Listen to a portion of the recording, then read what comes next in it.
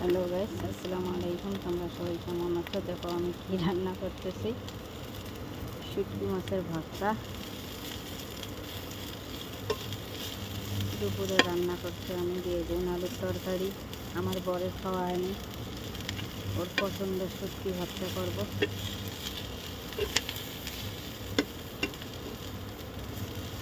এগুলো তো গরমে অতটা খাওয়া চলে না, গ্যাস হয়ে যায়। তা আমার বরের তো কিছু হয় না, তার জন্য আমি রাতে এখন এগুলো ওকে ভর্তা করে দেবো। এগুলো এখন আমাকে শিল্পটায় বাড়তে হবে।